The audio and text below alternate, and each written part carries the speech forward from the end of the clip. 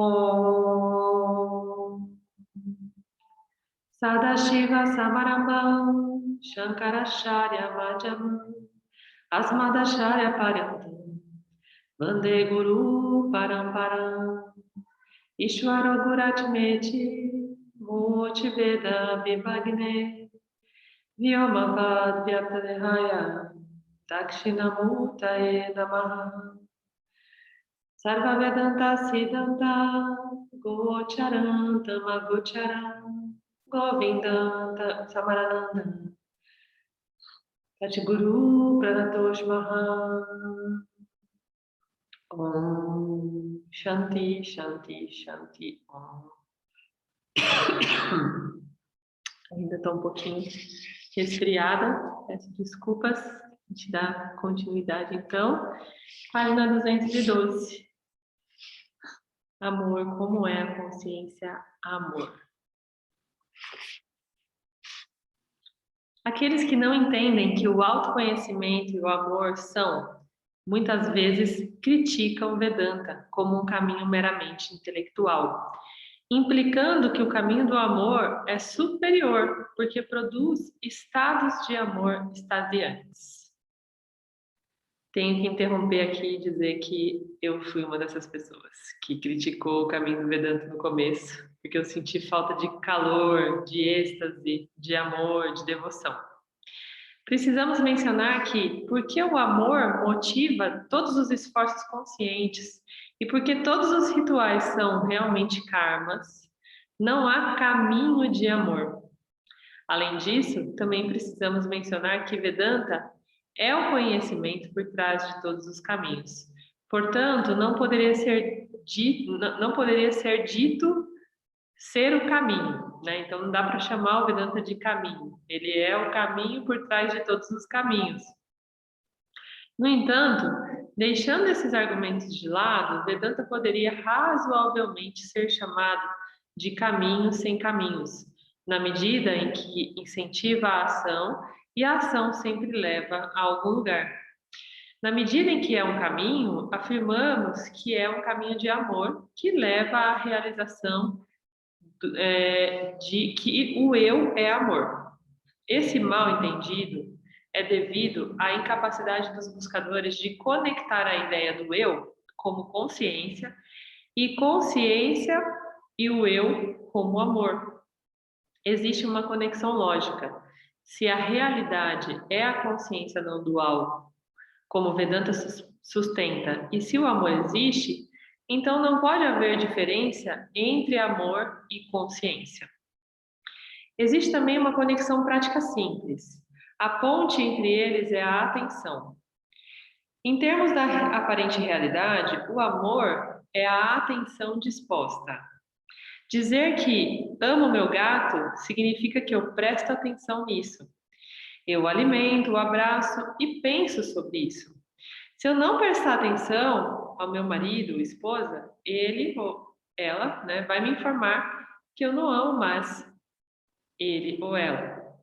A atenção é consciência dirigida através do corpo sutil em direção a um objeto. Porque eu estou sempre prestando atenção em algo, que eu sempre amo alguma coisa. O amor não é um estado especial ou um sentimento especial. É a natureza da consciência, meu eu.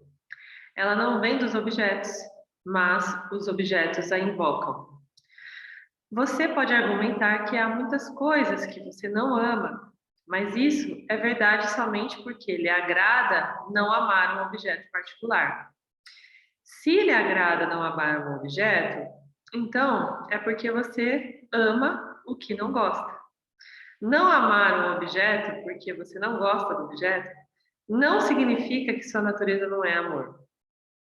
Isso significa que, por amor a si mesmo, que você ama acima de todos os objetos, você sente uma aversão. Seus gostos e desgostos, medos e desejos não vêm de fora. Eles brotam de dentro de você. Eles nascem da consciência, sua consciência, tal como é filtrada pela ignorância. Gostos positivos são amor positivo e desgostos são amor negativo. Eles são você, mas você está livre deles. Se você disser que não gosta do seu trabalho, mas permanece nele porque precisa do dinheiro, isso significa apenas que você ama o dinheiro mais do que não gosta do emprego. E você ama o dinheiro porque ama a si mesmo. Tudo que fazemos, tudo que pensamos e sentimos é por causa do eu. Fazemos tudo para o eu, porque o eu é amado acima de tudo. É difícil aceitar o fato de que você não ama um objeto por causa do objeto, porque queremos acreditar que nós amamos altruisticamente. Mas todo amor é auto-amor, porque é apenas o eu. O objeto que você ama ou não ama é apenas você, aparecendo como a ideia de um outro em sua consciência. O amor do relacionamento é baseado na dualidade. A crença de que a realidade é uma dualidade é responsável pela ideia de amor de relacionamento. Isso explica o triste fato de que essa forma de amor está repleta de ansiedade. Quando você é pego na dualidade, mesmo que o amor que você é a plenitude em si, você acredita que falta amor. Ignorância desse fato faz com que você projete amor em objetos. Faz-lhe pensar que se você possui um objeto particular, um objeto particular, se sentiria completo. O sentimento de completude é a experiência do amor, seu eu. O conhecimento da plenitude, da sua plenitude, é a libertação. Isso resulta em uma apreciação aguda do fato de que eu sou o amor. A paixão por um objeto, particularmente uma pessoa, não é amor, mesmo que o desejo seja uma forma de amor. Mas se você olhar para ele, você descobrirá que quando você ama alguém ou algo, é o seu amor ao objeto que você ama. Você não sabe que quando você entra em contato com o objeto, está apenas contatando-se. O objeto invoca o amor que você é. Lembre-se, a alegria não está no objeto. Por causa da ignorância desse fato, você se apega à ideia de que você precisa do objeto, geralmente um diva de algum tipo, para completá-lo. Esse tipo de amor é pensado ser amor, mas é ignorância mascarada como amor. Alguns textos dizem que o desejo de amar um objeto e ser amado por um objeto é a causa primária do sofrimento, porque gera um fluxo incessante de emoções vinculativas, tanto positivas quanto negativas. No entanto, não é um desejo que pode ser imediatamente renunciado. Portanto, precisa ser sublimado, não por exigir e esperar amor, mas por dar. Dar amor é a essência da devoção. É o simples reconhecimento de que, por sua própria presença, como consciência, você está se oferecendo ao mundo na forma de seus pensamentos, palavras e ações. É a consciência da presença dos outros e sua necessidade de amor. Você não perde amor por amar. Pelo contrário, sua experiência de si mesmo como amor cresce quanto mais você dá. Yoga devocional também amar o que você acha que você é e o que quer amor. Porque, do ponto de vista do eu, o amante real, você é um objeto também. Porque cada transação com o objeto é realmente amor, devido ao fato de que o eu é o amor. Se o praticante, a pessoa cognitiva, é ignorante de sua natureza como amor, o amor será sequestrado pelos gostos e desgostos e irá se expressar em maneiras negativas, muitas vezes pervertidas. Inquérito ajuda a devoção, porque faz com que a pessoa cognitiva, o corpo sutil, fique consciente de seus preconceitos e gostos e desgostos. Quando você está ciente de suas projeções, elas diminuem e a energia investida nelas é convertida em devoção. Você se ama mais porque você se libertou de emoções dolorosas. Quem é o devoto? O devoto é o Jiva, o eu refletido, a pessoa básica. Assim como a lua depende do sol para sua luz, a pessoa básica depende da consciência para sua reivindicação de ser um ser vivo consciente. Um diva mundano ordinário torna-se um devoto quando reconhece sua relação inviolável com Ishvara, consciência pura no papel do Criador. Devoção é o reconhecimento pelo diva de sua dependência total de Ishvara. Essa pessoa básica, simples, encontra-se em um ambiente em constante mudança, que não criou e sobre o qual sua influência é muito limitada. Para ter sucesso, ele precisa chegar a um acordo com sua vida, resolvendo sua identidade em Ishvara. Ishvara é o roteiro e o devoto é o ator do jogo da vida. Porque Ishvara, aparecendo como a realidade aparente, é complexa. O devoto é obrigado a desempenhar muitos papéis. Com referência à minha mãe, eu sou um filho. Com referência aos meus irmãos, com referência aos meus filhos, sou um pai. Com referência à minha esposa, eu sou um marido. Com referência ao homem ao lado, eu sou um vizinho. Com referência ao banco, eu sou um cliente. E a lista continua. Responder às exigências de Ishvara de uma forma apropriada e oportuna é o dever de um devoto e requer uma habilidade considerável. O devoto deve ser intelectualmente e emocionalmente ágil, mudando os papéis na queda de um chapéu, como o Ishvara apresenta novas situações. Uma reação comum ao estresse do jogo de papéis é retirar-se do mundo porque não temos confiança para responder de diferentes maneiras. Devido às exigências de Ishvara, um devoto pode recuar em alguns papéis ou até mesmo em um único papel que não requer vigilância, como o eremita. Mas o abandono nem sempre é possível e nem é necessariamente aconselhável evitar relacionamentos. Reconhecer sua conexão com Ishvara amortece o devoto do estresse do jogo dos papéis, porque ele ou ela entende que os papéis pertencem a Ishvara, não ao devoto. Jogando o papel apropriado para o melhor de uma capacidade é devoção. Você ama a si mesmo quando você cumpre o seu dever para com você mesmo. Vou dar uma pausa aqui para a gente fazer comentários a respeito disso. Eu entendo que até aqui não existe nenhuma grande novidade acerca, né, de tudo que a gente viu a respeito da descoberta do eu e sobre o amor em si, né? Se amor é consciência, então basta a gente equiparar o amor a tudo que a gente já viu sobre consciência. Mas eu queria entender se dentro das perspectivas aí, das expectativas de cada um acerca desse tema, o que significa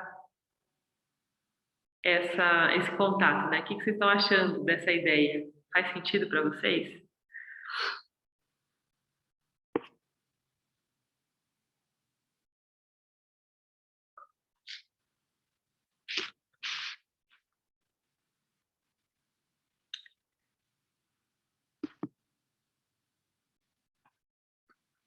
Vocês estão aí mesmo?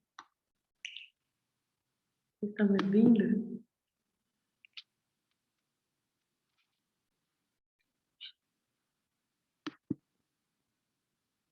Ninguém tem nada para falar de amor até agora?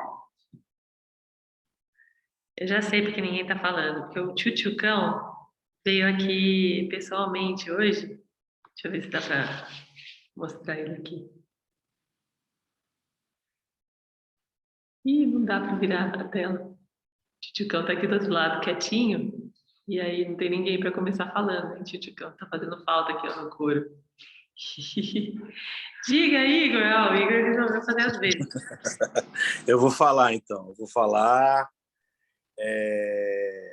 eu vejo muito tudo isso como uma situação muito transformadora, porque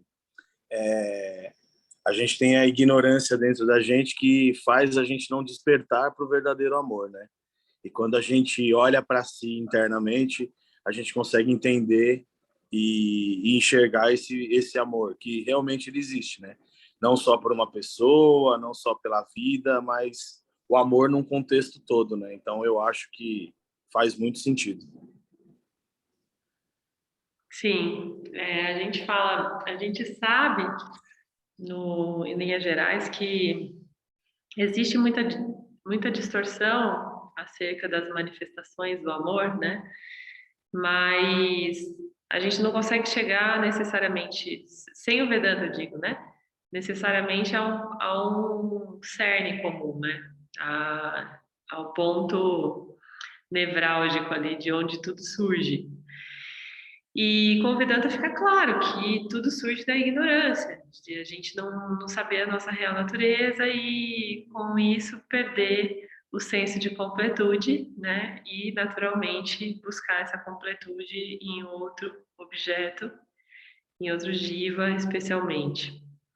Uma coisa que o capítulo traz, e aqui esse contexto de amor traz, que eu acho que é justo que a gente comece a observar desde já, é uma equivalência, um convite de entender o amor como uma forma de devoção também, né? Então, existe o yoga devocional, que existem algumas linhas que praticam, inclusive os Vaishnavas, né, os Hare Krishna, que utilizam essa energia do amor para manifestar amor pelo Criador, amor por Ishvara, né?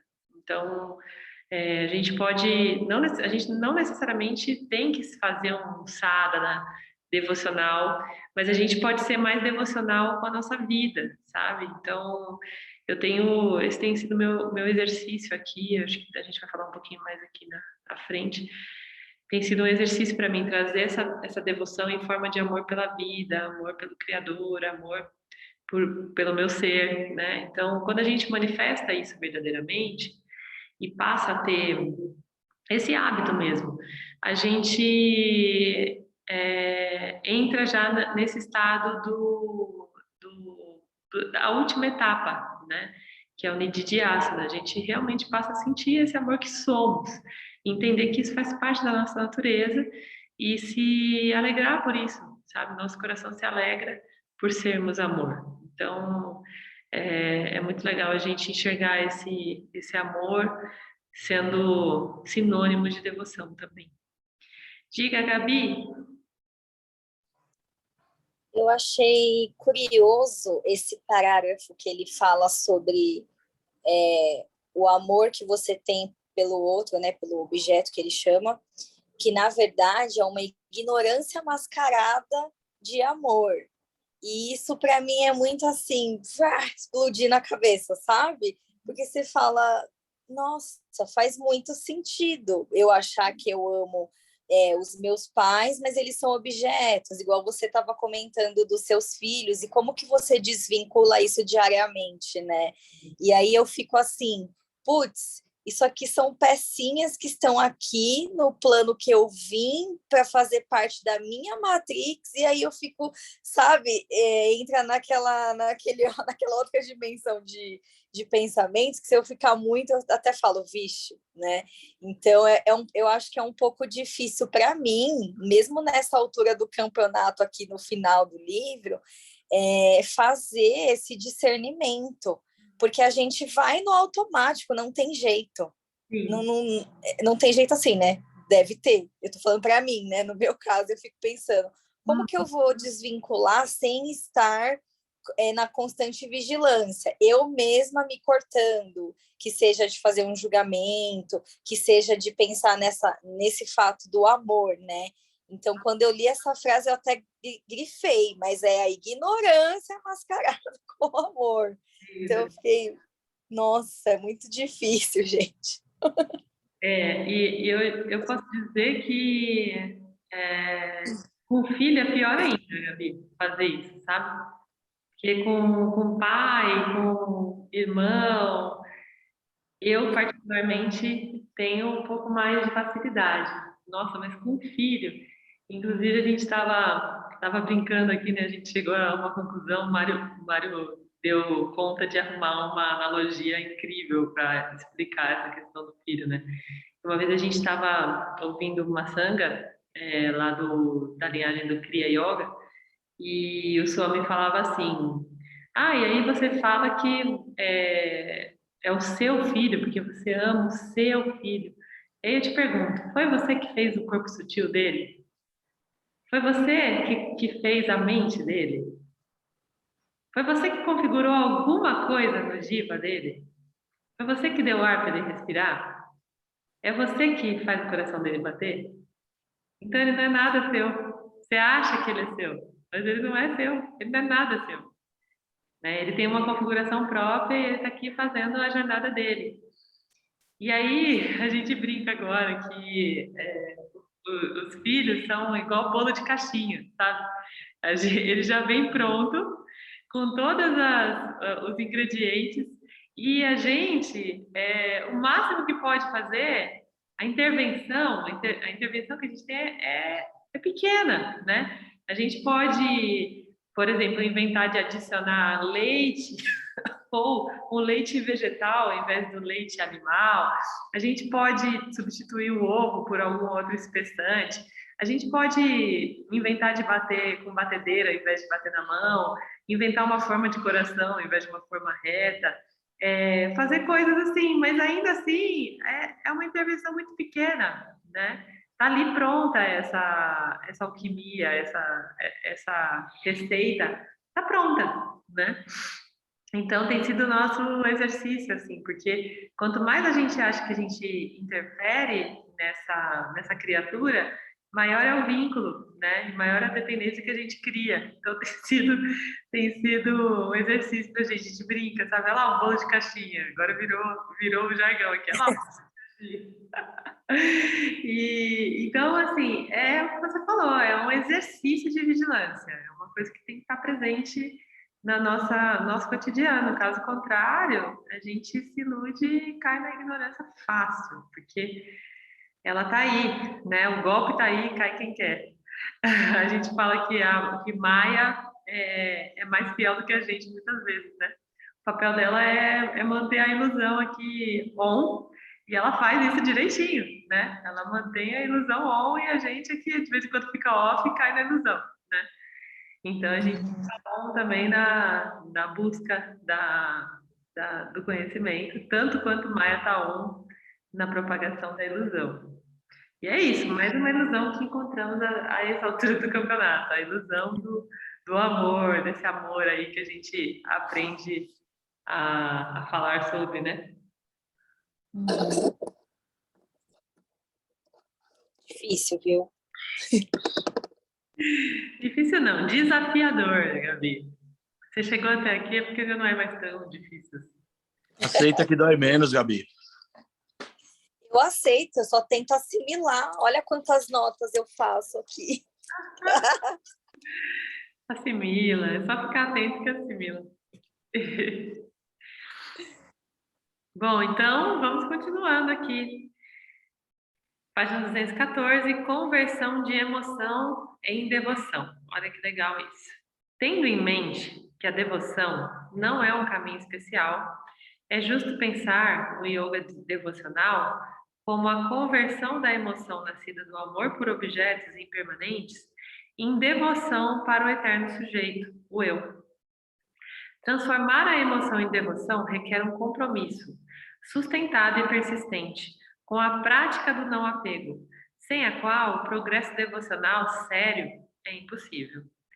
Exige que o devoto abandone o anseio pelos frutos da ação e a crença de que objetos e experiências como amor romântico são particularmente uma fonte legítima de amor duradouro. A renúncia confere poder, compreensão e amor, o verdadeiro amor, né? Por exemplo, as pessoas voluntariamente sacrificam objetos menos atraentes pelos mais atraentes, Quando alguém viciado em prazeres sensuais descobre os prazeres mais sutis da mente, os objetos físicos perdem seu brilho. E quando o devoto encontra o estado de amor, que é o eu mais íntimo, os pequenos amores pessoais que cativam o coração ficam pálidos. À medida que a prática de deixar ir cresce, o amor cresce. Perde-se o interesse pelo romance e o excitamento e descobre que a sua necessidade mais profunda é o desejo de amar e não de ser amado. Nada é mais atraente do que o amor, realizando unicidade com o eu. Quando o objeto real de nosso desejo é desconhecido, nós perseguimos um amor objetal, mas quando nos despertamos para nós mesmos, entendemos que só amamos o eu. Nós vemos que nossos pequenos amores diários são meramente reflexos fracos do amor que é a nossa natureza, o amor que permeia cada átomo do universo. A prática devocional direciona a nossa atenção para o verdadeiro objeto das nossas afeições. Você não pode praticar devidamente yoga devocional sem o conhecimento de que a realidade é consciência, amor não dual.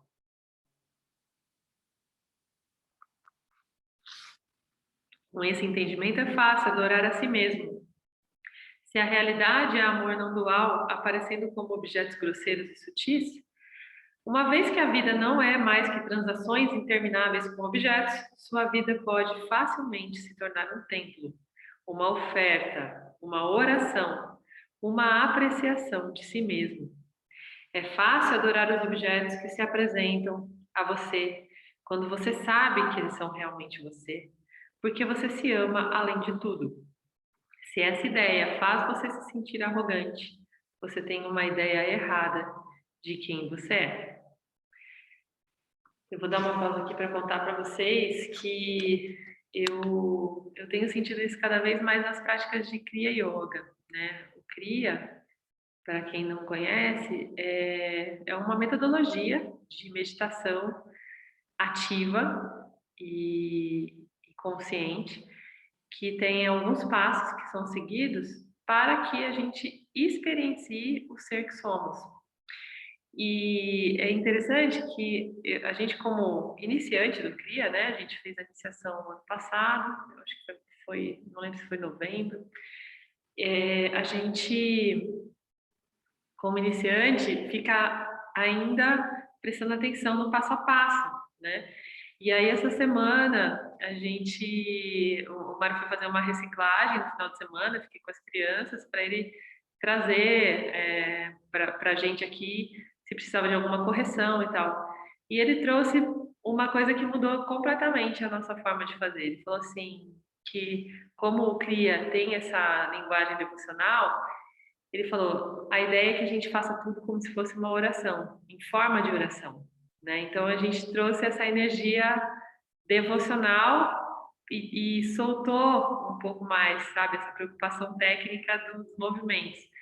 E, nossa, eu vou falar para vocês, eu recomendo de olhos fechados, porque é uma verdade, assim, que é tudo isso que a gente já vê acontecer, vê nos livros, né, e depois vê acontecer no cotidiano, sentido diariamente. Então, eu posso dizer que até aqui é o que a gente experimentou de mais divino e elevado, sabe, nesse aspecto.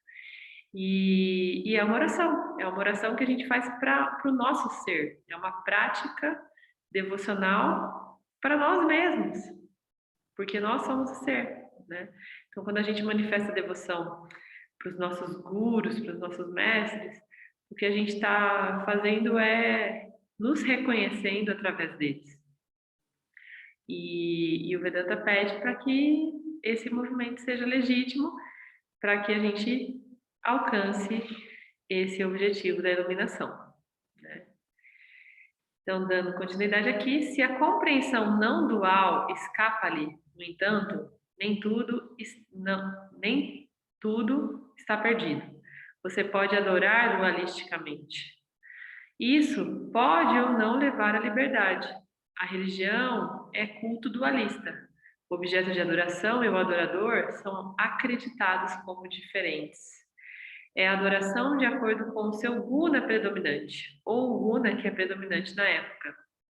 Ao contrário do mundo espiritual moderno, que não aprecia o valor do impulso religioso, o Vedanta encoraja uma atitude religiosa, porque é essa atitude exemplificada no Karma Yoga, que instila a consciência de Ishvara, o que torna o Jiva objetivo e o harmoniza em seu ambiente. Seu ambiente, sua vida, não é nada além de Ishvara. Então, qual é o conselho aqui, né, da prática do Vedanta? Tudo bem, se você ainda acredita que aquela imagem que você adora é algo diferente de você, é melhor que você adore aquela imagem do que não acredite em nada, né? Então, o Vedanta estimula você a começar adorando a imagem até que você perceba que a imagem não tem nenhuma diferença do seu ser, né? Que é tudo, somos tudo uma coisa só, que não existe essa divisão, né? Da dualidade. Então, é bonito isso. Existem algumas religiões que não se intitulam religiões, mas acabam sendo, né? Os Vaishnava, Hare Krishna, tem muito esse perfil doutrinário, religioso, e eles estudam também as escrituras sagradas do Vedanta, né? O Gita, por exemplo. Então, eles estão num caminho que ainda vinculados à dualidade, mas já entendendo que existe um senso de unidade, né? Então, tudo isso é válido e existem pessoas que têm uma real dificuldade de se desvincular, né, a objetos e, enfim, imagens.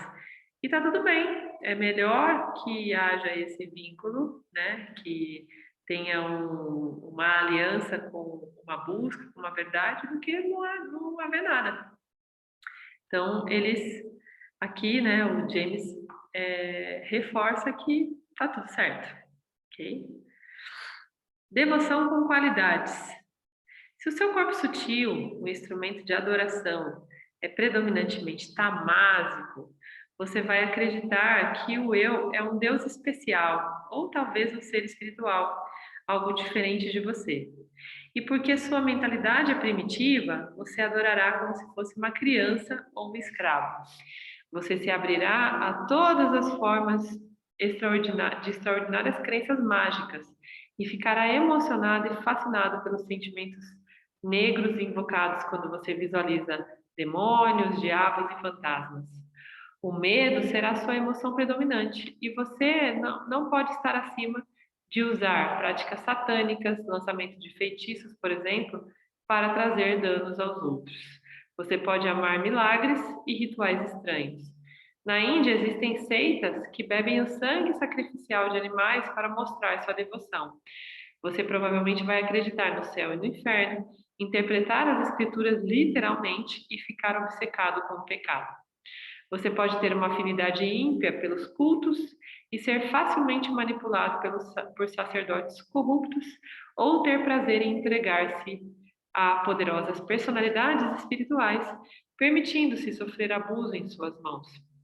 Você pode odiar qualquer um que ouse questionar seu guru ou religião.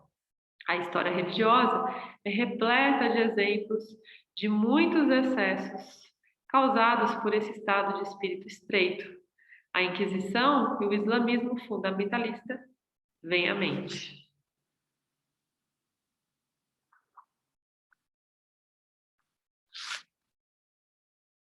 Por outro lado, esse tipo de fé tende a ser sólida como rocha e permite ao devoto suportar não apenas os pequenos picos da vida, mas também suas grandes crises. A convicção de que um Deus externo existe é firme, profunda e sincera. Se o seu corpo sutil é predominantemente rajásico, você também irá projetar algum tipo de Deus ou figura espiritual como um objeto de adoração. Rajas, o poder da projeção, uma energia insatisfeita e inquieta, mantém a mente e as emoções perpetuamente perturbadas. Ele age como uma tela opaca, efetivamente escondendo o amor que é a sua natureza. Esse tipo de devoção é narcisista e o devoto não está acima de negociar com Deus por poder, posição e riqueza. A ideia de que a abundância material é uma prova de recursos, virtude espiritual para pessoas rajásicas. A devoção rajásica tende a ser status e imagem consciente, e tal devoto não está acima de usá-lo para impressionar os outros. Raspe a superfície dessa mentalidade e você encontrará uma pessoa mais interessada em apresentar uma frente devocional para o mundo do que um coração puro para Deus. Ao contrário da confiança constante do tipo escuro, o devoto inquieto vai mudar religiões, crenças, professores e práticas na queda de um chapéu. Então, enquanto um fica o tempo todo só acreditando em uma coisa, que é o tamásico, né? E pedindo, ó céus, ó Deus, tal. O rajásico quer conhecer tudo e muda a cada dia e nunca está satisfeito, né? Os dois, nesses extremos, ainda estão praticando a ignorância em forma de devoção. Diga, Igor. Tá, me veio uma coisa muito engraçada agora, né? Porque, assim, bem no início da minha vida, né, da minha caminhada espiritual, eu era bem tamásico, né? Eu só acreditava numa verdade, eu só acreditava numa coisa. E a Fernanda sempre foi bem rajásica quanto a isso, né? E a gente viveu um processo que foi muito interessante, porque, assim, as mudanças, elas aconteceram, mas, assim, eu achava que eu não ia mudar esse lado meu, né? Então, quando você falou, me veio na hora isso na cabeça. A gente aqui em casa, porque eu julgava que o caminho que eu seguia era uma verdade absoluta.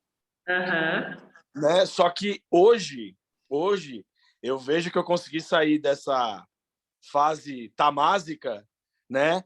E agora eu virei o rajásico elevado à quinta potência. Né? Porque aí eu aprendi com a Fernanda, que aí você vai junto, vai vendo, vai desmistificando aquilo na sua cabeça e você vai vivenciando processos. Mas, assim, deixando muito bem claro que essa alteração dessa minha fase tamásica, o grande responsável, a medicina que foi muito responsável por isso foi a ayahuasca, né? Porque ela foi muito sábia nos processos, levando a gente em várias situações, em vários lugares, né? Que permitiram a gente vivenciar essas experiências e eu me descobri também. Né? Então, assim, é muito legal quando você sai dessa fase tamásica e vira rajásico na caminhada espiritual, eu acho muito bacana. Eu posso dizer que é um processo evolutivo, eu diria, porque tamas também significa ignorância, né? Então, os indivíduos tamásicos, eles têm uma tendência de estagnação, e aí eles passam a vida inteira rezando o terço em casa, acreditando que aquela entidade vai ajudar e vai ser responsável por toda a mudança da vida e promove muito pouco, né, o autodesenvolvimento. Então, dentro do conceito de gunas, o Rajas, ele está adiante, ele está acima em termos de potência, né, energética e realização, está acima de Tamas, sendo que Tamas também é o significado do descanso, da regeneração. Então, Tamas tem o seu papel, né, na nossa vida, assim como Rajas. E então Rajas é uma movimentação que tende a ser mais construtiva do que Tamas. Embora. E assim, é muito engraçado isso, porque o processo, quando a gente vivencia ele, né, e a gente se põe ali naquela situação, é difícil a gente enxergar. Mas aí quando a gente sai do processo e a gente conversa com pessoas que estão tamásica nessa caminhada, aí você fica assim, nossa, né? Como pode, né? Mas assim, você tem que acolher, né? Você tem que ficar dentro do seu processo ali e não julgar a pessoa dentro do processo dela, né? Mas as pessoas te julgam muito, né? E eu tenho muito isso com alguns amigos ainda que frequentam muito a Umbanda, e o pessoal fala assim, como assim? O que aconteceu? Né? O que tem nessa tal dessa ayahuasca que você sumiu, não frequenta um terreiro, né? Então, eu falei, gente, é um processo de cada um, tá tudo bem.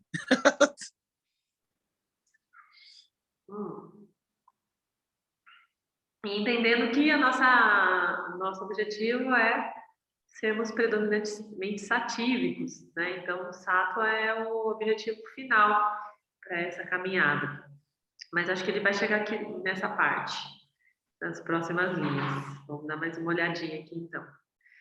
Devoção rajásica, ao contrário da inocência sonolenta de tamásicos, é apaixonada. Para rajásicos evoluírem para a devoção satívica, o devoto deve estar convencido de que o conhecimento de Deus e não a acumulação de bens ou deuses é o verdadeiro objetivo da vida.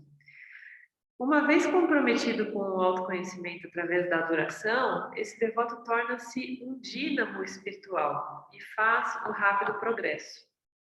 Devotos com predominância tamásica e rajásicas não entendem que a realidade é impessoal. Para eles, tudo que acontece é pessoal.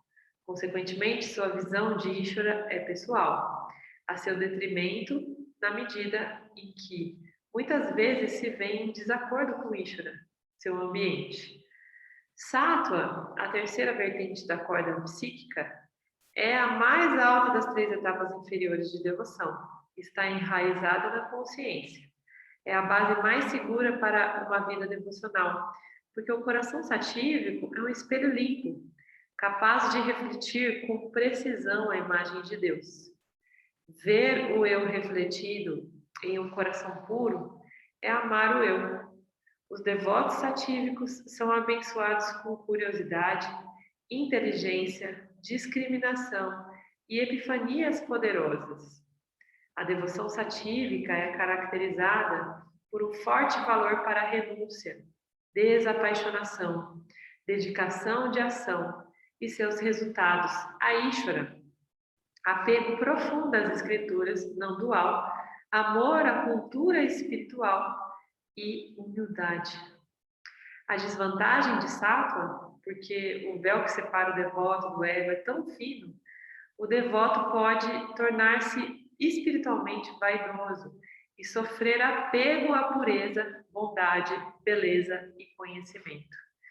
A devoção primária está livre de todas as qualidades positivas e negativas. É amor não dual, impessoal. Pensar em si mesmo como um tipo particular de devoto não é útil, porque não leva em conta o fato de que o propósito último da devoção é dissolver nossa identidade limitada em nossa identidade ilimitada. A devoção destrói o medo que configura os limites aparentes entre o devoto e a sua verdadeira natureza. Em vez de desenvolver uma identidade com base na qualidade predominante, é melhor usar o Guna modelo para avaliar e transformar tendências devocionais rajásicas e tamásicas em sattva, definindo-se para a libertação. Se você implorar Ishvara por algo diferente de Ishvara, significa que seus vasanas são rajásicos. É bom perguntar a Ishvara as coisas que você é muito incompetente ou preguiçoso para adquirir por conta própria. Mas você precisa saber que Ishvara pode recusar o seu pedido, porque não é o melhor interesse do Dharma, mesmo que seja seu melhor interesse. E mesmo que seja do seu interesse, Ishvara tem que trabalhar através da lei do karma para entregar os resultados que você quer, porque a lei do karma é Ishvara. Porque a disponibilidade de objetos que você pode querer é limitada, ou porque os desejos de outros esperam pelo mesmo resultado. essa não será uma situação feliz, porque Rajas é a mãe da frustração. É tão engraçada essa parte, porque eu tenho vivido muito isso nesses últimos tempos, né? Nos tempos de pandemia. Para mim, particularmente, né, da minha caminhada profissional e tal, tiveram muitas alterações. E fui mãe, né, do Miguel, terceiro filho, outra configuração, outro bolinho de caixinha, né, que eu tive que aprender a entender os ingredientes e tal. E aí, assim, o campo aqui se moldou de diferentes formas nesses últimos anos, né, nesses últimos 2 anos. E nesses últimos tempos, eu tenho percebido, assim, realmente essa mudança, sabe, do apego e da aversão, esse desapego real. Então, eu vejo isso nas situações cotidianas, né? A gente estava, esses tempos atrás, cogitando de fazer uma mudança de casa, por exemplo. E aí, a gente conversando, foi muito engraçado, que o Mário falou, você sabe que isso não vai mudar nada na nossa vida, né? Eu falei, não sei. Ele falou, então, se der certo, deu certo, se não der certo, não deu certo. É isso, né? É. E é isso realmente, sabe? E aí, quando dá certo ou quando não dá certo, não tem uma alteração na nossa, no nosso estado, né? No nosso conhecimento. Por mais que a gente queira ainda criar qualquer tipo de alegoria emocional em cima disso, isso não vinga, sabe? Não sustenta, porque o conhecimento vai e desarticula qualquer movimentação, qualquer alegoria acerca disso. Então, é muito legal quando a gente consegue perceber isso, porque isso é Nididhyasana, né? Significa que a gente já integrou isso e que, mesmo que a gente queira dar uma voltadinha lá, uma teimadinha com os nossos vasanas, isso não sustenta, né? E aí é muito interessante porque teve um caso aqui, né, recente, até que razoavelmente recente, de uma pessoa que é super devoto e ele estava vivendo uma decepção amorosa, né? E aí ele me falava, Thaís, o que eu vou fazer? Porque eu tô triste demais e tal. E eu falava, entenda que é Ishvara, é Krishna, isso também é Krishna, né? Então a gente não entende que muitas vezes Ishvara, né, sendo representado por qualquer tipo de signo, de ícone, né? Nesse caso dele é Krishna,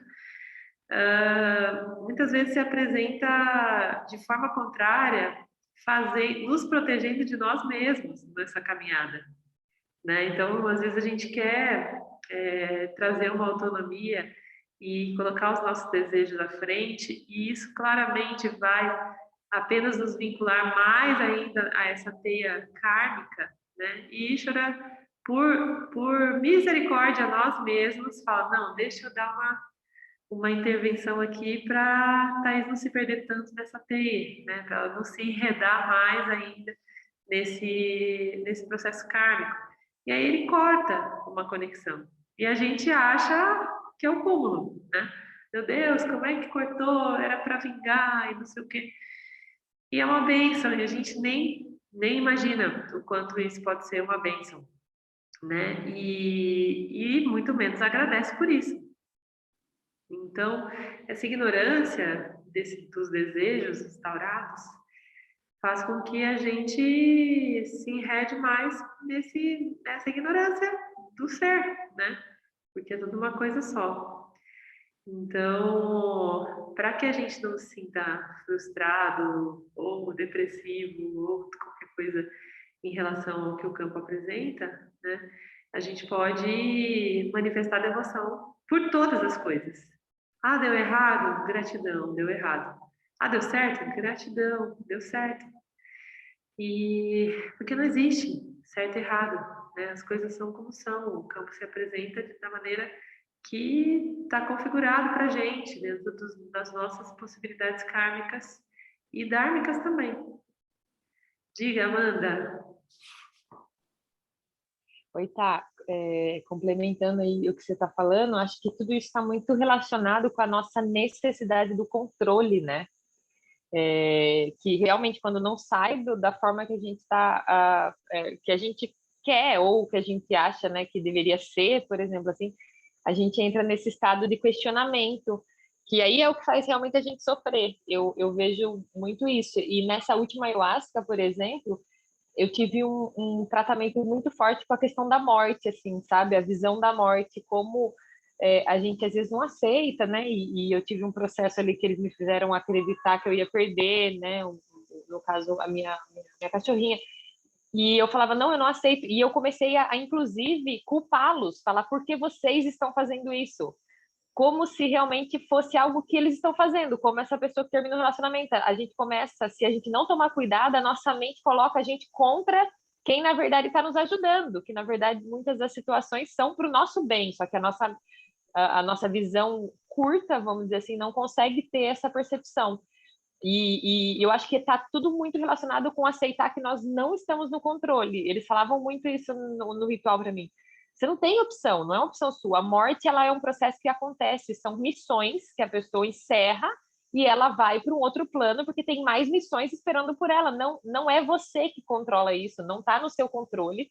E uma vez que encerrou, né, a tarefa, o que a pessoa, o ser veio fazer aqui na Terra, vai embora e não está no nosso controle. Ou uma vez que encerrou um relacionamento do que você tinha que aprender, né, do que você tinha que fazer, aquilo vai encerrar e acho que é mais a nossa necessidade de estar no controle ou ter essa previsibilidade, né, do que vai ser e do jeito que a gente gostaria que fosse, que impede a gente de realmente de curtir a jornada, de fluir sem ficar se enroscando nesses aramados de revoltas internas, vamos dizer assim.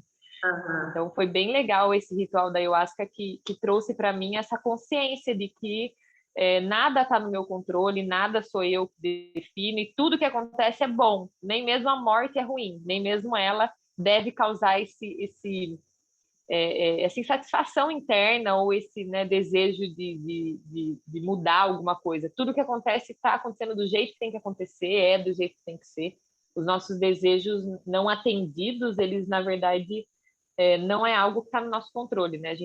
A gente pode desejar, mas tem que aceitar caso não seja exatamente do jeito que a gente está desejando. Sem dúvida. E a gente fala no capítulo, nos capítulos anteriores, né? A gente atribui isso a essa ideia errada de que somos fazedores de ação, né? A gente não faz ação, porque o conceito de fazedor de ação no Vedanta é aquele que faz esperando algo em troca, né? Então, acha que tem uma intervenção direta, acha que pode fazer algo que mude determinada circunstância ou determinada situação, né? Então, a gente não muda nada, a gente está aqui só fluindo o que o campo traz, né? De convite para a gente. E a gente não... se a gente interpreta como seres bons, a gente acha que não merece algumas coisas, né? Tipo, eu acho que dá muito esse sentimento, eu não mereci estar passando por isso, vamos dizer assim. Eu acho que essa sensação também de que a gente, enfim, é algum ser... Estão investindo contra mim, né? E Sim. o que eu faço, né? É uma grande bobagem, uma grande ilusão também, porque é como se a gente fosse tão especial, mas tão especial que Deus vai lá e cria uma situação só pra gente, né? O que Deus está fazendo comigo? Não, ninguém é tão especial assim, né? É só uma programação que é igual para todo mundo e se comporta de acordo com os cenários que vão se apresentando, né? É simples assim. Bem isso. Quando a gente, de fato, transforma isso em devoção, tudo vira uma oração, né? E a gente passa a manifestar essa oração para absolutamente tudo que acontece no nosso campo. Isso é amor, isso é amor de verdade, né? Incondicional.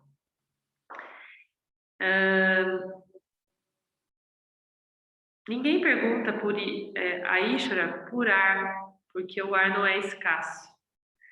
Se seu coração é puro, você terá o bom senso de pedir a Ishvara por algo que está prontamente disponível.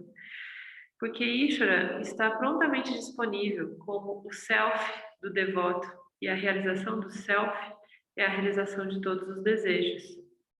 Uma oração satívica seria: revela-se em mim. Deus, revela-se em mim. Né? Me ajuda a descobrir que eu sou você. Revela-se em mim. E a gente não pergunta por ar, né? E uma das práticas do Kriya Yoga é justamente trazer o agradecimento pelo ar, pelo ato da respiração. Porque a gente não tem nada. A gente não tem o ar, a gente não tem o pulmão, a gente não tem o ato de respirar. Nada é nosso.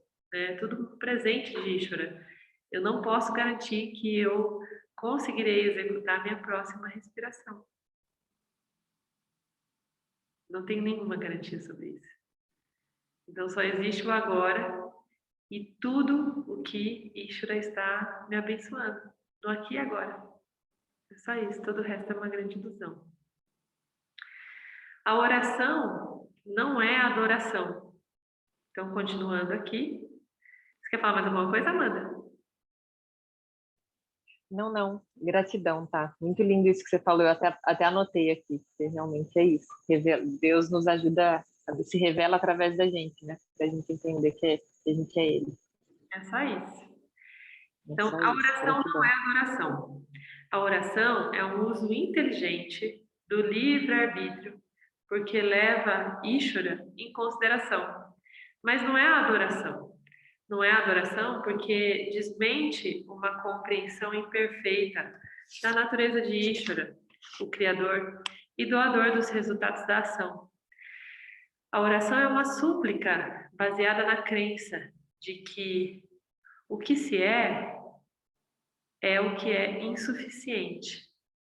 Mas a adoração é baseada no conhecimento de que Ishvara criou o devoto em sua própria imagem e que tudo o que ele ou ela tem é Ishvara, e isso é mais que suficiente.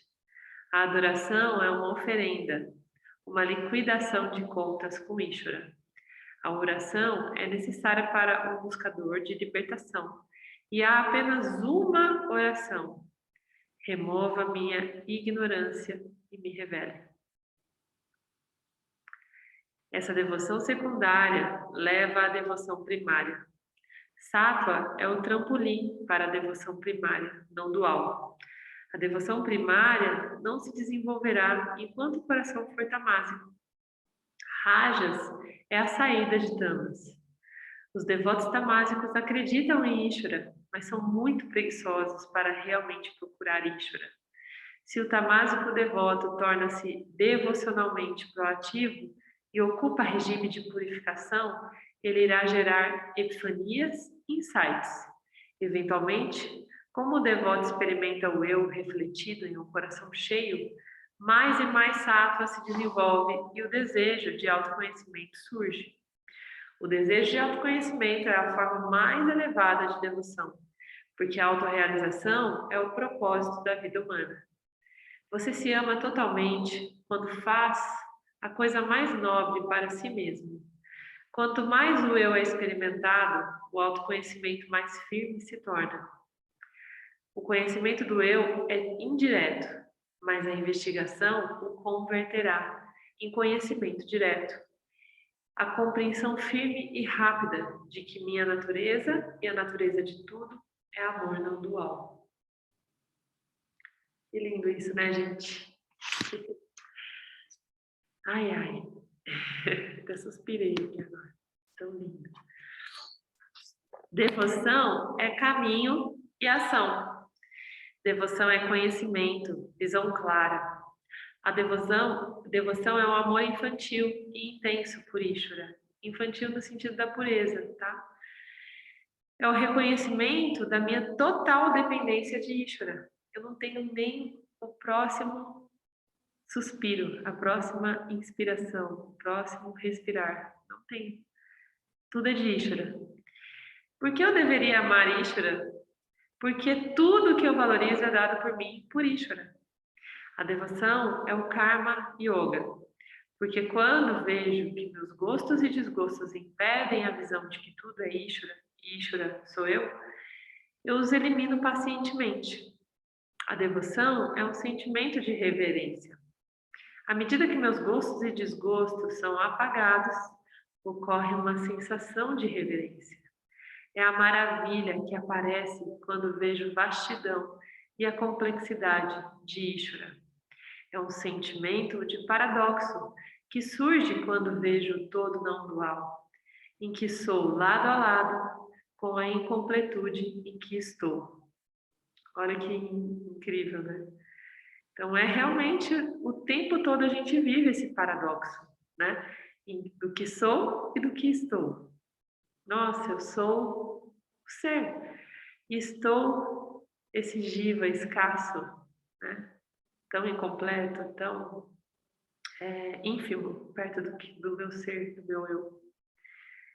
Como Ishvara pode criar um oceano de misericórdia e beleza e um oceano de feiura e sofrimento ao mesmo tempo? Como Ishvara pode ser tanto dia e noite, conhecimento e ignorância, liberdade e escravidão? Como pode haver livre-arbítrio quando tudo está programado por Ishvara? A devoção é a adoração de Ishvara. Adoração significa que você entende que você é quem você é, não por culpa sua ou do mundo. Esse é o caminho que nos liberta da culpa própria. É uma compreensão do desamparo de todos que dá origem à apreciação compassiva de tudo. Você entende que todos nós somos como crianças que não podem ajudar a si mesmas. Então, a compaixão do coração vai para todos. Quando o julgamento sobre como a vida deve ser cessar, o amor flui. Um devoto para de tentar mudar a si mesmo ou controlar sua vida e as vidas dos outros. Se algum aspecto da vida é visto como defeituoso, o devoto entende que Ishvara não é defeituoso, apenas sua visão é defeituosa. Ishvara não é responsável pelo mal. O devoto sabe que as crueldades que surgem no sentido da diferença pertencem à ignorância de Ishvara, não a Ishvara.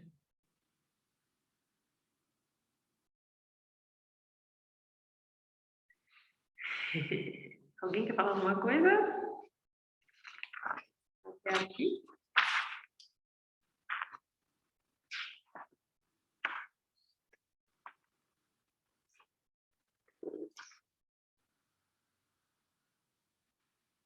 Será que está todo mundo decepcionado sobre o significado do amor, do Vedanta?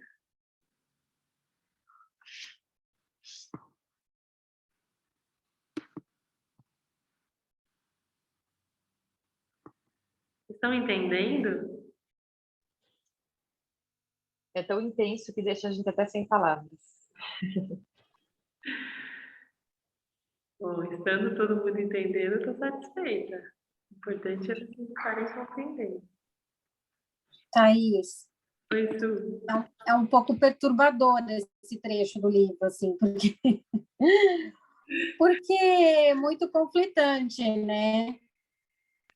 Pelo menos para mim, tinha aqui o amor como significado sempre de apego, né? De exagero de emoções, né? Quanto mais se ama, mais exagerado, mais apegado, né? E então é uma mudança muito radical. E eu acho que eu estou tentando exercitar essa mudança, mas para mim é bem difícil separar, né? Porque para mim nesse estudo do Vedanta eu vejo que eu tenho muitos vícios, sabe? Essa parte do amor pega pesado aí no vício de amar exageradamente ou de amar equivocadamente, né? De uma forma distorcida pela visão do Vedanta. Então, é algo que eu tento deixar mais sutil, né? Exercitar assim essa conexão, tentar buscar esse entendimento, mas no dia a dia é difícil, no estudo do Vedanta, eu tenho que confessar que sou cheio de altos e baixos. Às vezes eu tenho uma evolução, mas de vez em quando eu dou aquela escorregada fatal, assim, sabe? Dou aquela escorregada na banana e falo, meu Deus do céu, me perdi completamente. Deixa eu voltar lá onde eu estava, que já esqueci tudo que eu estava vendo. Então, é nesse sentido que eu tento exercitar todo dia, mentalizar, refletir, porque é fácil eu me perder nos meus vícios, né? Porque, enfim, é uma mudança radical para mim, eu já comentei aqui isso várias vezes. Então, para mim, é sempre uma busca constante, eu sei que é uma busca da vida toda, e de vidas e existências afora aí, mas, é bom ter consciência de que esse amor exagerado não é amor, é uma distorção do amor, né? Daí eu acho que eu já dei um passinho à frente.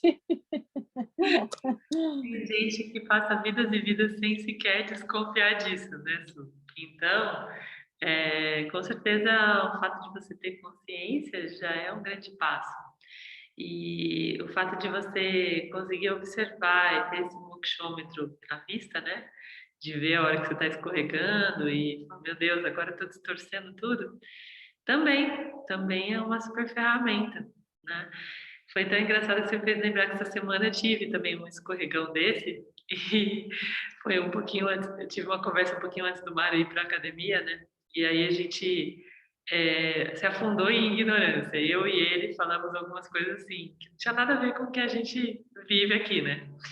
E aí ele saiu, foi para academia e logo na sequência, tipo 10 minutos depois, foi voltando o Sattva, sabe? E aí eu fui reconectando e rebobinando a fita, né? No meu estilo dos meus anos 80, eu rebobinei a fita com a canetinha, sabe?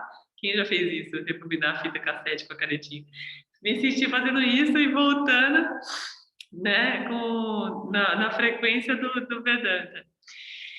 E aí, na hora que ele chegou, eu nem terminei de fazer isso, já sentei lá fora e fiquei esperando ele lá fora, né, para falar para ele sobre o nível de distorção que eu tinha trazido. A hora que ele apareceu no portão foi tão engraçado que ele olhou para mim e já começou a rir. Ele falou: Meu, que viagem, né? Que viagem. A gente começou a rir e aí a gente falou sobre tudo que a gente tinha falado, né, dentro da linguagem do Vedanta e deu tudo certo. Então é muito legal quando a gente vê isso. E antes, né, quando eu comecei a estudar o Vedanta, eu me deparava com isso e eu ficava um tanto irritada, sabe? Falava, putz, meu, olha lá, caí de novo. Agora eu dou risada, sabe? A gente conseguiu acolher de tal modo que a coisa ficou simples, né? Pô, a gente tem essa programação, a gente está com essa tendência o tempo todo apresentada aqui embaixo do nosso nariz. Tudo bem se dá uma escorregada de vez em quando, né? Vamos correr atrás do prejuízo enquanto é tempo, né? Então, de tudo que a gente viveu até agora, essa semana foi a mais emblemática, assim, dos dois começarem a rir, né? Do tipo, meu, que bobagem, que loucura, né? A gente não dá mais, não se sustenta, não adianta a gente querer continuar, sabe, com esse papel, se prestando esse papel. E é isso, e é o que está posto, né? Então, o Maia está lá insistentemente querendo nos enganar, né? Nos enredar nessa ilusão, e a gente está insistentemente rasgando o véu e rasgando as camadas e se negando a permanecer ali, né? É esse o movimento. Então, entender que isso é da natureza daqui, né? Do mundo aparentemente real, dá um conforto, porque tem hora que a gente cansa de ficar rasgando o véu, né? Pô, toda hora rasgar véu, tem que rasgar o tempo todo, abre o olho já começa a rasgar véu e não para o dia inteiro, né? De vez em quando quero, sei lá, parar assistir um Netflix, né? Mergulhar nas minhas ilusões, pô, dá um tempo, né? É natural, né? E quando a gente olha com essa natureza, com essa naturalidade, a gente traz leveza para o caminho, né? E aí não fica sofrendo, deixa a sofrência de lado. E porque esse sofrimento, essa coisa de vitimização, é puro tamas, né? É quando a gente cansa, ai meu Deus, eu tô cansada, socorro, eu preciso de umas férias vedantinas, né? Umas férias da ignorância. E não tem essa opção. Desculpa te informar, né, Thaís? Eu falo isso para mim mesma, né? E dou risada. Tem hora, tem hora que eu desço aqui para fazer a prática do CRIA, né? E a gente tem a linhagem dos mestres, eles ficam tudo aqui no altar. Eu olho e falo, olha eu aqui de novo, sentada na frente de vocês, preocupada com alguma coisa que eu tenho que fazer daqui a 1 hora. Olha que bobagem, é sério mesmo. E aí eu mesmo dou risada, sabe? Da situação. Foi a minha mente achando realmente que o que eu vou fazer daqui a 1 hora é mais importante do que eu estou fazendo aqui agora.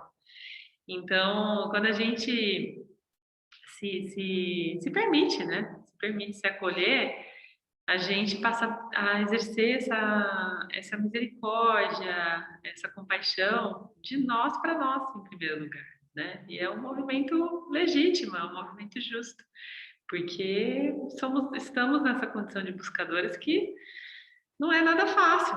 Essa condição faz a gente ficar na esteira ali o tempo todo, né? E tem hora que a gente só quer dar uma descidinha de vez em quando. Tudo certo. E é isso. Mas alguém tem alguma coisa? Thaís, Diga. é bom tentar sutilizar também o exercício do Vedanta, né? Porque às vezes eu fico forçando tanto que até dói minha cabeça. Daí eu falo, não está rolando. Porque isso aqui é para ser mais natural, é para ser natural, não é para ser uma forçação de barra, né? Então, quando começa a doer minha cabeça no exercício do Vedanta, eu falo, eu tenho que tomar um sorvetinho ali, cheio de açúcar hoje, me dá 5 minutos, né? É engraçado você falar isso de doer a cabeça, porque você é predominantemente rajásica, né? Sim. Então, sabe o que acontece? Eu durmo. Quando tá too much pra mim, negócio, eu simplesmente capoto. E aí eu olho e falo, meu Deus, no começo da busca, que a gente passava horas ouvindo Vedanta pelo YouTube, direto eu dormia, sabe? Eu começava, o dia que eu não estava preparada para aquele conteúdo, eu não via o conteúdo mesmo. E aí era até engraçado, que daí eu falo, não, amanhã de manhã eu vou assistir. Daí eu colocava em diferentes horários, sabe? Tipo, eu agora é porque foi à noite. Aí no outro dia de manhã, não, é porque eu acabei de acordar. Aí eu colocava depois, à tarde, quando eu estava mais desperta. Também não ia. Então, é bom deixar, né? Falar, não, tudo bem, acho que não estou preparada para ouvir isso daqui agora. E tudo bem, né? Então, trazer essa leveza é importante também.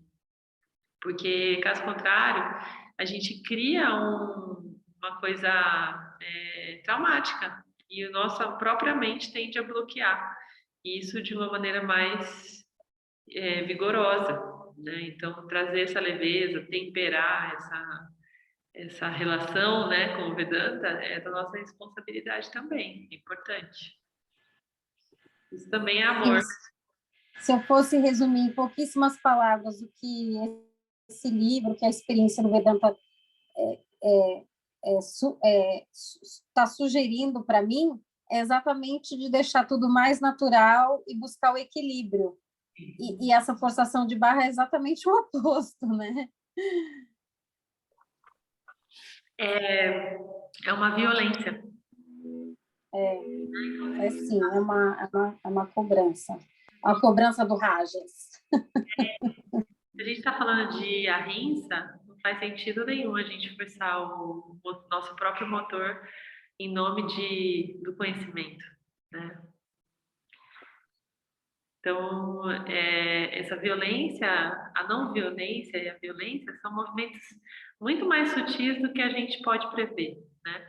Quando a gente se força a qualquer coisa que o nosso corpo sutil não esteja condicionado o suficiente para receber, é a mesma coisa que a gente chegar num treino de crossfit recém-chegado e querer levantar um negócio, né, um peso maior do que o nosso corpo físico possa suportar. Então, a gente vai, no mínimo, ter um estirão e um estiramento, né? Um estiramento de feixe muscular, pode ter coisas muito, muito piores se a gente insistir nessa loucura. É a mesma coisa para o conhecimento, né?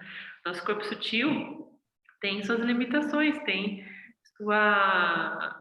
seu condicionamento, né? E precisa de treino tanto quanto o nosso corpo físico. Então, respeitar esse ritmo, respeitar essa condição que a gente se encontra é importante e criar o nosso ritmo de condicionamento também, né? Óbvio que se abster do condicionamento também não é nem um pouco satívico, mas determinar uma cadência, e cada um tem a sua cadência, né? Respeitar essa cadência é amor. Isso também é amor. Começa de nós para nós. Mais alguém?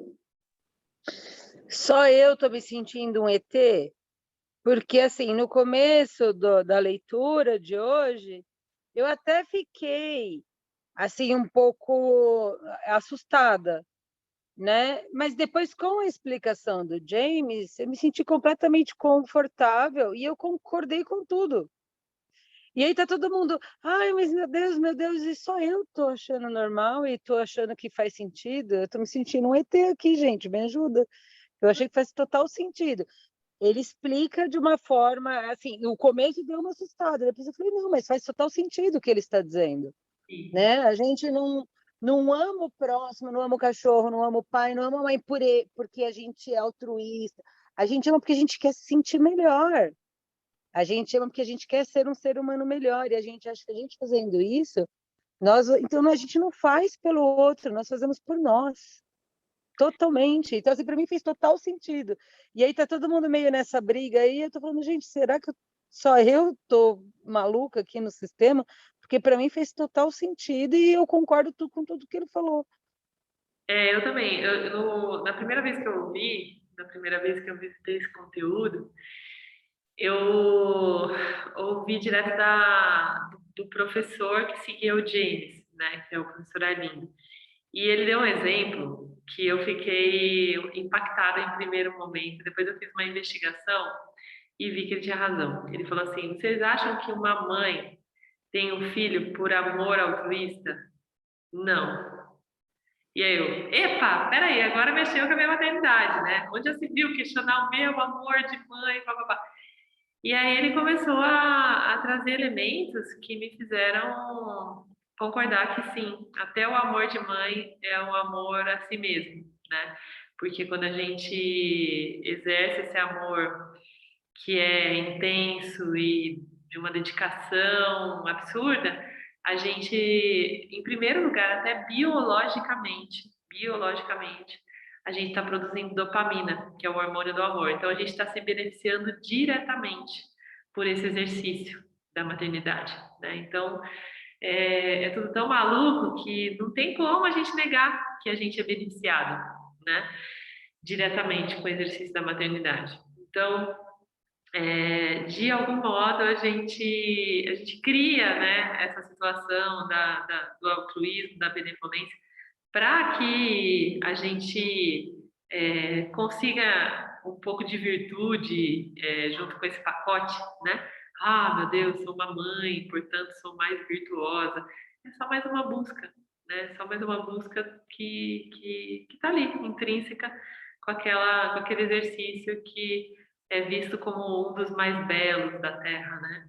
Então, para mim foi um choque, em princípio, mas eu também me acostumei logo com essa ideia, viu? Eu concordo com absolutamente tudo e já tive elementos suficientes aí nessa minha passagem decisiva para confirmar que é isso aí mesmo, né? Não tenho que titubear. E os nossos apegos, nessa hora, gritam, porque é o último apego, né? Esse apego disfarçado de amor é o último que resta, porque aquele que não é amor, né? Por exemplo, os vícios, as coisas que trazem dor, são muito mais fáceis da gente identificar e estar disposto a desapegar.